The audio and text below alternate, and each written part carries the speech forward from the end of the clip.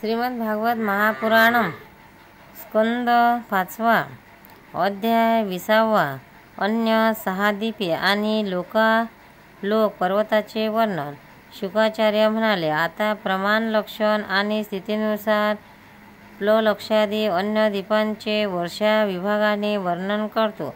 जसा मेरू पर्वत जंबूद्वीपाने वेढलेला आहे, त्याचप्रमाणे जंबूद्वीप सुद्धा आपल्या इतकेच परिणाम आणि विस्तार असलेल्या खऱ्या पाण्याच्या समुद्राने वेढलेले आहे।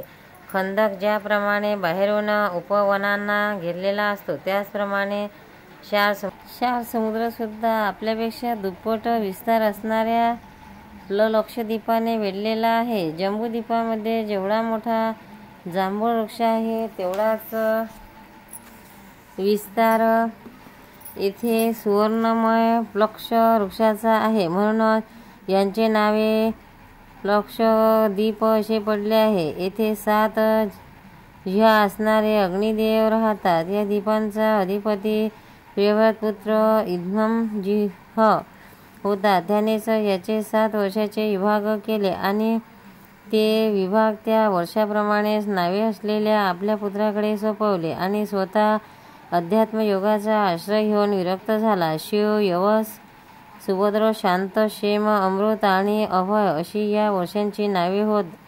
यात सुद्धा 7 पर्वत आणि 7 नद्याच प्रसिद्ध आहे। येथे मणिकूट, वर्जकूट, इंद्रसेन, ज्योतिषमान, सुपर्ण, हिरण्यष्टिव आणि मेघामाल हे 7 मर्यादा पर्वत आहेत। तसाच अरुणा, तुमना, अंगिरशी, सावित्री, सुप्रभाता, ऋतंभरा आणि सतंभरा या 7 महानद्या आहेत। येथे हंस, पतंग, उद्वायन आणि सत्याग नावाचे 4 वर्ण आहेत। या नद्यांच्या पाण्यात स्नान केल्याने त्याचे रजोगुण तमोगुण क्षीण होत राहतात। त्यांचे आयुष्य 1000 वर्षाचे असते। देवाप्रमाणेच ते दिसतात आणि त्यांना संताने सुद्धा त्यांच्याप्रमाणेच असतात। हे 3 वेदाच्या मंत्रांनी स्वर्गाचे द्वार असलेल्या 3 वेदस्वरूप भगवान सूर्याची आत्मरूपाने उपासना करतात। ते म्हणतात, जो सत्य आणि ऋत, वेद आणि शुभाशुभ फलाचा अधिष्ठा आहे, त्या पुराणपुरुष विष्णुस्वरूप भगवान सूर्याला आम्ही शरण जातो। लक्ष इत्यादी 5 दीपांमध्ये सर्व माणसांना जन्मताच आयुष्य, इंद्रिय, मनोबल, इंद्रिय बल, शारीरिक बल, बुद्धी आणि पराक्रम सारखाच प्रमाणात असतात। लक्षद्वीप आपल्या इतकाच विस्ताराच्या ऊसरसाच्या समुद्राने वेढलेला आहे। त्याच्यापुढे त्याच्या दुप्पट विस्तार असलेला शाल्मली द्वीप आहे, ते तेवढ्या विस्ताराने मधाच्या सागराने वेढलेला आहे। लक्षद्वीपाच्या पाकर वृक्षासारखाच तेथे सावलीचा वृक्ष आहे। असे सांगतात की हाच वृक्ष आपल्या वेदमय पंखांनी भगवंताची स्तुती करणाऱ्या पक्षीराज भगवान गरुडाचे निवासस्थान आहे आणि तोच या द्वीपाचे नाव असण्याचे कारण आहे। या द्वीपाचा अधिपती प्रियव्रत पुत्र यज्ञभाऊ होता। त्याने याचे सुरोचन, सौम्यन्यस्य, रमात्मक, वेदवश, परिभद्र, अयप्यायन आणि अभिज्ञात नावाचे 7 विभाग पाडले आणि हे याच नावाच्या आपल्या पुत्राकडे सोपवले। यात सुद्धा 7 वर्ष पर्वत आणि 7च नद्या प्रसिद्ध आहेत। स्वररस, शतशृंग, वामदेव, क्रुध, मुकुंद, पुष्पवर्ण आणि सहस्रश्रुती अशा पर्वतांची नावे आणि अनुमती, सिनीवाली, सरस्वती, कुहू, रजनी, नंदा आणि राका ही नदींची नावे होत। या वशात राहणारे श्रुतधर, वीर्यधर, वसुंधर आणि ईशानधर नावाचे 4 वर्ण वेदमय आत्मस्वरूपात भगवान चंद्राची वेदमंत्रांनी उपासना करतात आणि म्हणतात, जो कृष्ण पक्ष आणि शुक्ल पक्षात आपल्या किरणांनी विभाग करून देव, पितर आणि सर्व प्राण्यांना अन्न देतो, तो इंद्र आमचा राजा असो। याचप्रमाणे मधाच्या समुद्राच्या पुढे त्याच्या दुप्पट आकाराचे कुशद्वीप आहे। या पूर्वी वर्णन केलेल्या द्वीपाप्रमाणे हे सुद्धा आपल्या इतकाच विस्तार असणाऱ्या तुपाच्या समुद्राने घेरलेले आहे. या देवांनी लावलेले एक दर्भाचे झुडूप जाते आहे, त्याच्यावरूनच या दीपाचे नाव पडले आहे. हे अग्नीप्रमाणे तेजस्वी असून आपल्या गावाच्या कांतीने सर्व दिशांना प्रकाशित करीत आहे. राजन, या दीपाचा अधिपती प्रियव्रत पुत्र महाराज हिरण्यरिता होता. त्याने आपल्या दीपाचे 7 विवाह करून त्यापैकी एक आपले 7 पुत्र वसुदान, दृढरुची, नाभिगुप्त, स्तुत्यव्रत, विविक्त्य आणि वामदेव यांना दिले आणि स्वतः तो तप करण्यासाठी निघून गेला. त्याच्या वर्षात सीमा निश्चित करणारे 7 पर्वत आहे आणि 7च नद्या आहेत. चक्र, चतुर्शृंग, कपिल, चित्रकूट, देवानिक, उध्वरोमा आणि द्रविण ही पर्वताची नावे होत. नद्यांची नावे अशी आहेत: रसकुल्या, मधुकुल्या, मित्रविंदा, श्रुतविंध्या, देवगर्भा, धूतच्युता व मंत्रमाला. यांच्या जलामध्ये स्नान करून कुशदी पर्वाचे कुशल, गोविंद, अभियुक्त आणि कुलक या वर्णाचे लोक अग्निस्वरूप भगवान हरीचे यज्ञादी उत्तम कर्माने पूजन करतात. तसेच याप्रमाणे स्तुती करतात: हे अग्ने, आपण परब्रह्माला साक्षात हवी पोचविणारे आहात, म्हणून भगवंताच्या अंगभूत देवाच्या यज्ञाने आपण त्या परमपुरुषाचे सुद्धा यजन करावे. तसेच धूतसमुद्राच्या बाहेर त्याच्या दुप्पट आकाराने कोंचद्वीप आहे. ज्याप्रमाणे कुशद्वीप तुपाच्या समुद्राने वेढलेले आहे, त्याचप्रमाणे हे आपल्या इतकाच विस्तार असणाऱ्या दुधाच्या समुद्राने वेढलेले आहे. येथे कोंच नावाचा एक मोठा पर्वत आहे. त्याच्यावरूनच याचे नाव क्रोंच द्वीप असे पडले आहे. पूर्वी श्री स्वामी कार्तिकेच्या शस्त्रप्रहाराने वाचा, मध्यभाग आणि झाडेवेली इत्यादी उद्ध्वस्त झाल्या होत्या, परंतु क्षीरसमुद्राचे सिंचन झाल्यामुळे आणि वरुणाने याचे रक्षण केल्यामुळे हा पर्वत निर्भय झाला. या दीपाचा अधिपती प्रियव्रत पुत्र धूतपुष्ट होता. त्याने याचे 7 वर्षात विभाग करून त्याच्यावर त्याच्या सारखीच नावे असणाऱ्या आपल्या 7 उत्तराधिकारी पुत्रांना नियुक्त केले आणि स्वतः सर्व जीवांचे अंतरात्मा परममंगलमय कीर्तिशाली भगवान श्रीहरीच्या पवित्र चरण कमलांना तो शरण गेला. धूतपुष्टाचे आम, मधुरूह, मेघपुष्ट, सुधामा, ब्राजिष्ट, लोहितार्ण आणि वनस्पती या नावाचे 7 पुत्र होते. त्याच्या वर्षामध्ये सुद्धा 7 वर्ष पर्वत आणि 7च नद्या होत्या. त्या पर्वताची नावे शुक्ल, वर्धमान, भोजन, उपवहीन, नंद, नंदन आणि सर्वतोभद्र अशी आहेत. आणि नद्यांची नावे अभया, अमृतोद्ध्या, आर्यका, तीर्थवती, वृत्तिरूपवती, पवित्रवर्ती आणि शुल्का ही होत. यांच्या पवित्र आणि निर्मल जलाचे सेवन करणारे तेथील पुरुष ऋषभ, द्रविण आणि देवक नावाचे 4 वर्णाचे निवासी पाण्याने भरलेल्या ओंजळीने अर्घ्य देऊन जलदेवतांची उपासना करतात आणि म्हणतात: हे जलदेवते, तुला परमात्म्यापासून सामर्थ्य प्राप्त झाले आहे. भूव आणि स्वतः अशा तिन्ही लोकांना तू पवित्र करतेस, कारण तू स्वतः स्वरूपताच पापाचा नाश करणारे आहे. आम्ही आमच्या शरीराने तुला स्पर्श करतो, तू आमचे अंग पवित्र कर. याचप्रमाणे क्षीरसमुद्राच्या पुढे त्याच्या 4 बाजूंनी 32 लाख योजने विस्तार असलेले शाकद्वीप आहे. ते यांच्या एवढाच विस्तार असलेल्या ताकाच्या समुद्राने वेढलेले आहे. यामध्ये शाक नावाचा एक मोठा वृक्ष आहे, त्यामुळे त्याचे नाव ते पडले आहे. त्याच्या अत्यंत मनोहर सुगंधाने सारे द्वीप दरवळलेले असते. मेधातिथी नावाचा त्याचा अधिपती हा सुद्धा राजा प्रियव्रताचाच पुत्र होता.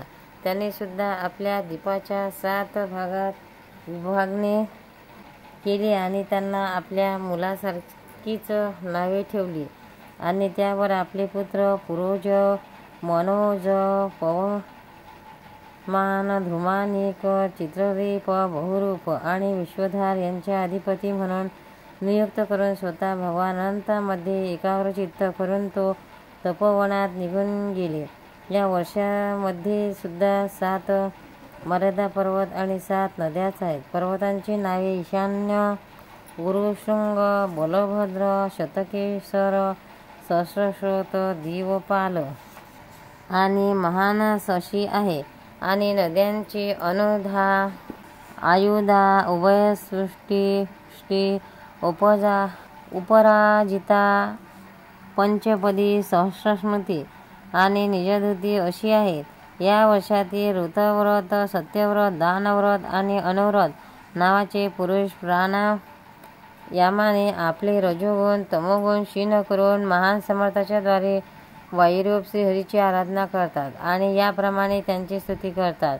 जे प्राणादी वृत्तिरूप आपल्या ध्वजासह प्राण्यांच्या शरीरात प्रवेश करून त्याचे पालन करतात, तसे संपूर्ण जग त्याच्या अधीन आहे.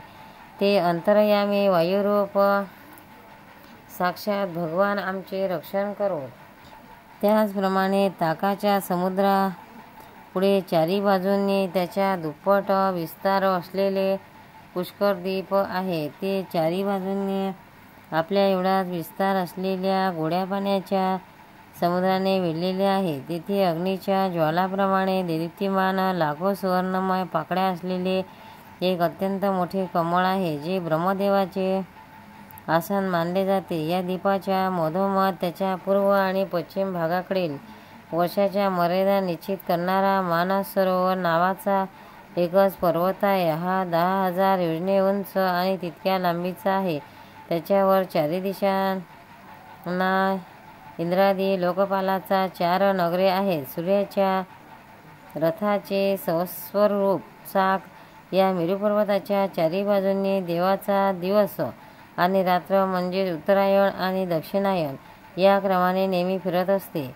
या द्वीपाचा अधिपती प्रियव्रतपुत्र विधिहोत्र हा सुद्धा आपले पुत्र रमणक आणि धातकी यांना दोन्ही वर्षाचा अधिपती नेमून स्वतः आपल्या थोरल्या भावाप्रमाणे भगवत सेवेमध्ये तत्पर राहू लागला. तेथील रहिवासी ब्रह्मरूप भगवान श्रीहरीची ब्रह्मसालोक्याची प्राप्ती करून देणाऱ्या कर्माची आराधना करीत याचप्रमाणे स्तुती करतात.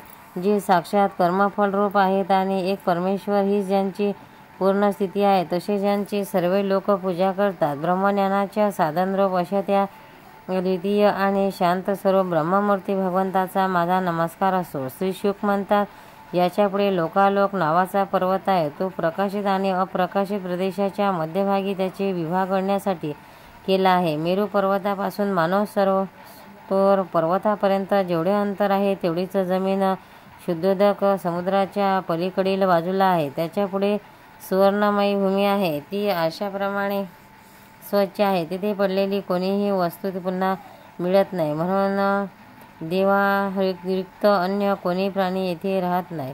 सूर्य इत्यादींनी प्रकाशित आणि अप्रकाशित भूभागाच्या मधोमध हा सर्व पर्वत असलेले त्याचे लोकालोक हे नाव पडले आहे. परमेश्वराने याला त्रैलोक्याचा बाहेर त्याच्या चारी बाजूंनी सीमा म्हणून ठेवले आहे. हा इतका उंच आणि लांब आहे की याला एका बाजूवर पडलेली तिन्ही लोकांना प्रकाशित करणाऱ्या सूर्यापासून तो ध्रुवापर्यंत सर्व ज्योतिमंडळांनी किरणे दुसऱ्या बाजूला जाऊ शकत नाही. प्रमाण, लक्षण आणि स्थिती यांना अनुसरून विद्वानांनी संपूर्ण लोकांचा एवढाच विस्तार सांगितला आहे. हा सर्व भूभाग 50 कोटी योजने आहे.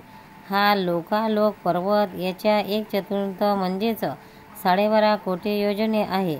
सर्व जगाचे गुरु स्वयंभू श्री ब्रह्मदेवाने संपूर्ण लोकांच्या संरक्षणासाठी याच्या चारी दिशांना ऋषभ, पुष्करचूड, वमन आणि अपराजित नावाचे 4 हत्ती नेमले आहेत.